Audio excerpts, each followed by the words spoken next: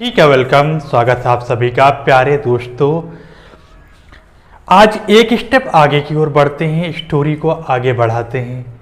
आइए कुछ सीखते हैं। आपके पास कॉन्सेप्ट क्या है?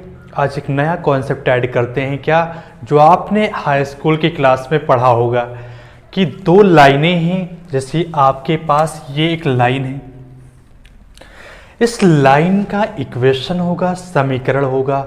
होगा कि नहीं होगा? हाँ, बिल्कुल होगा। यानी अगर इस लाइन का समीकरण है, एक दूसरी लाइन है, इसका भी समीकरण होगा। अगर इन दोनों लाइनों का समीकरण है तो किसी ना किसी एक पॉइंट पे इंटरसेक्ट कर रही होंगी। जहां पे ये इंटरसेक्ट कर रही हैं उसको इंटरसेक्टिंग पॉइंट कहेंगे और इसके कुछ कोऑर्डिनेट होंगे, एक्स कामा वाई। ये जो कोऑर्डिनेट होंगे उस समीकरण को सेटिस्फाई कर रहे होंगे, क्योंकि यही तो सॉल्यूशन होता है। आपने हाई स्कूल में पढ़ा होगा, दो लाइनें इंटरसेक्ट कर रही होती हैं तो जो पॉइंट आता है, एक्स और वाई का मान आता है सॉल्व करने पर। आपके पास तीन तरीके होते हैं सॉल्व करने के।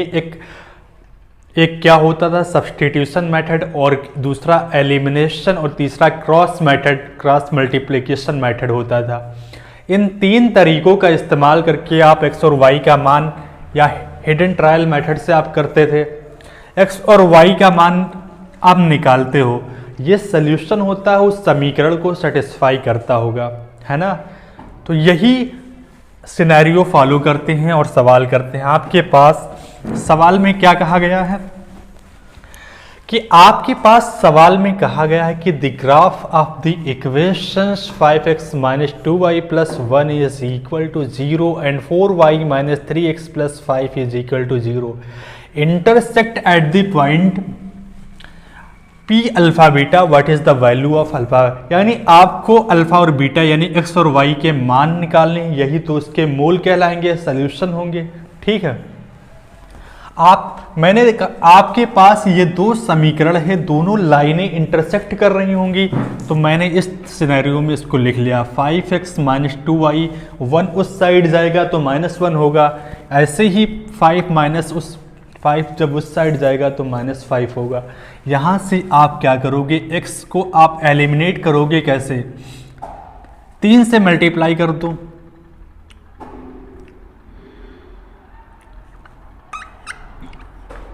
-6y minus 3।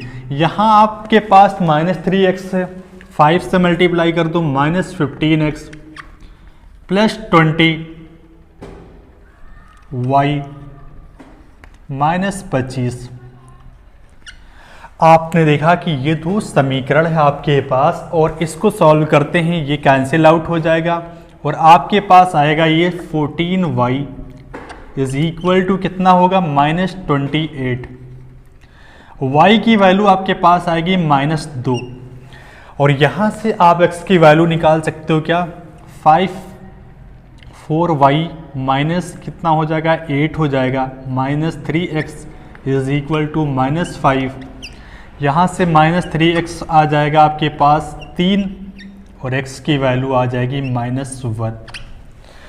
आपने क्या फाइंड आउट किया? x और y का मान आपने निकाला, और -1 और -2 है। आइए अल्फा प्लस बीटा की वैल्यू निकालते हैं। आपके पास क्या है, ये अल्फा और बीटा की वैल्यू क्या है, -1 -2। यहाँ से आपके पास -1 प्लस 2 -1 और कितना है आपके पास, -2 इज इक्वल टू -3। आसान है, बिल्कुल हाई स्कूल जैसा सवाल है। आपने देखा कि अल्फ़ा और बीटा की जगह पर अगर अल्फ़ा प्लस बीटा की जगह पर कुछ और सवाल करते आप आसानी से निकाल लेते। ऐसे सवालों में अलजेब्रा का इस्तेमाल करता है, वही फार्मूले जो होते हैं आपको रटे रटाए। आइए अगला सवाल करते हैं।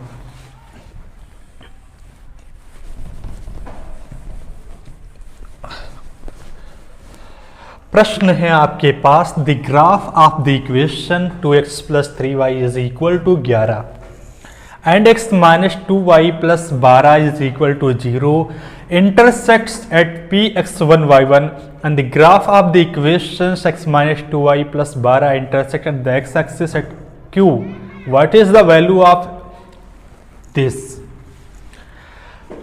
क्या कहा गया है, मैं हिंदी में भी समझाता हूं आपको कि आपके पास ये दो लाइनें हैं, वो x1 और y1 पे इंटरसेक्ट करती है, यानी आपको x1 और y1 निकालना है। क्या करोगे, 2x plus 3y is equal to 11। दूसरी लाइन है आपके पास, 2 से मल्टीप्लाई कर दो, 2x माइनस 4y माइनस 24। यहाँ से आप माइनस करोगे, ये कैंसिल आउट हो जाएगा और आप देखिए ये प्लस हो जाएगा 7y और ये आपके पास आएगा प्लस 35। y की वैल्यू आपके पास 5 है। यहाँ से आप x का मान निकाल लो, क्या है y, x का मान कैसे निकालोगे, 2x 15 is equal to 11, 2x is equal to minus 4x is equal to minus 2। आपने देखा x की वैल्यू -2 और y की वैल्यू 5 है। अब क्या कहा गया, and the graph of the equation x minus 2y plus 12 is equal to 0 intersect the x axis. जब भी कोई लाइन x एक्सिस को इंटरसेक्ट करती है तो क्या होता है, आपने सीखा है y इज इक्वल टू 0 होता है, और जब y एक्सिस इंटरसेक्ट करती है तो क्या होता है, x 0 होता है। यही आपको अप्लाई कर देना है। क्या है, आप वैल्यू लिख लीजिए, x का मान है -2 और y यानी x1 का मान है -2 और y1 का मान है कितना, 5। ये आपके पास आगे की स्टोरी में बता रहा हूं। आगे की स्टोरी में कहा गया है कि graph of the equation x minus 2y plus is equal to -12। अब ये क्या करता है, x एक्सिस को इंटरसेक्ट करता है। x एक्सिस मतलब y इज इक्वल टू 0, तो x की वैल्यू आपके पास -12 और y की वैल्यू कितना है, 0, यानी x2 की वैल्यू -12, क्योंकि ये x2 और y2 पे इंटरसेक्ट करता है, और y2 की वैल्यू 0। आसान हुआ। आइए पुट करते हैं, क्या है, x1 minus x2 plus y1 plus y2। x1 की वैल्यू -2, x2 की वैल्यू कितना है, +12,